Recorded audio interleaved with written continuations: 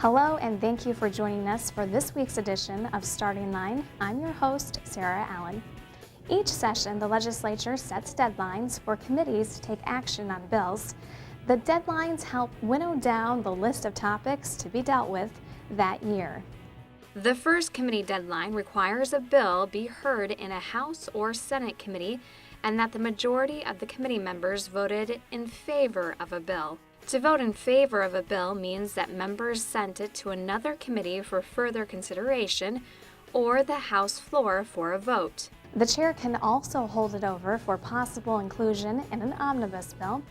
The first deadline for the 2014 legislative session is March 21st.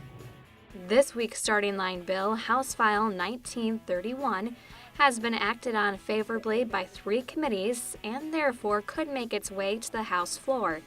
The bill calls for the state to regulate e-cigarettes in the same way it regulates tobacco. During testimony before the House Health and Human Services Policy Committee, testifiers raised concerns that there are no regulations regarding the consistency and quality of e-cigarettes, and some of the same toxins and carcinogens in regular cigarettes are also found in e-cigarettes. However, others testified that the relative newness of the product means that the risks of e-cigarettes are not yet determined and e-cigarettes may be unfairly targeted. Some e-cigarette users say it's helped them kick smoking traditional cigarettes altogether or limit how many cigarettes they do smoke. Representative Lori Helverson, a DFLer from Eagan, sponsors the bill and gives us more insight on what the bill would do.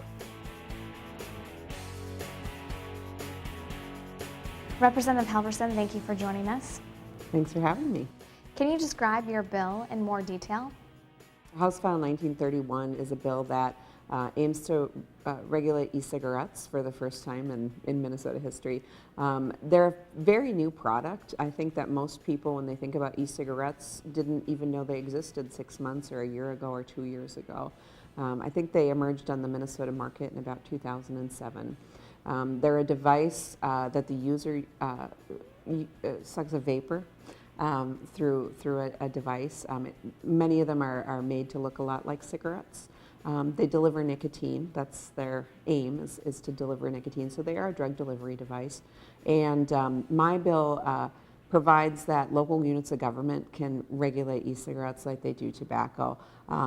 Currently, there's a lot of shops that are popping up. Shop owners are trying to figure out how they fit into regulations, and local units of government are wondering how they manage a product that's illegal to sell to minors. So there's some need for local governments to be able to do compliance checks and license these businesses. Can you tell us why it was important for you to sponsor this bill? I have a background supporting public health initiatives. Healthy Minnesota is really important to me. To me, it's one of the greatest identities of our state. You look at any survey that measures health, Minnesota is at the top of the list repeatedly. And it's clear to me that Minnesotans expect a certain level of safety with the air they breathe and the products they buy. Additionally, it's also very clear to me that these tobacco companies that manufacture and market e-cigarettes are directly targeting children. We're seeing marketing through cartoon characters, in that you can buy vaping products that have cartoon characters on them, like Hello Kitty. They're marketing them, the product themselves, what you vape, is flavored in flavors like gummy bear, bubble gum, cupcake, you name it. And interestingly enough, using flavors in tobacco to get kids hooked is such an effective tool for tobacco companies that Minnesota took action back in the mid-2000s to prohibit flavored cigarettes to be sold in Minnesota, because we were seeing pineapple cigarettes and all kinds of flavored cigarettes come on the market. What do you see as the hurdles to getting your bill passed? To me, the biggest hurdle is misinformation and a misunderstanding. Because it's such a new product and such an emerging health issue, folks who aren't real close to it don't understand the sense of urgency that we're dealing with.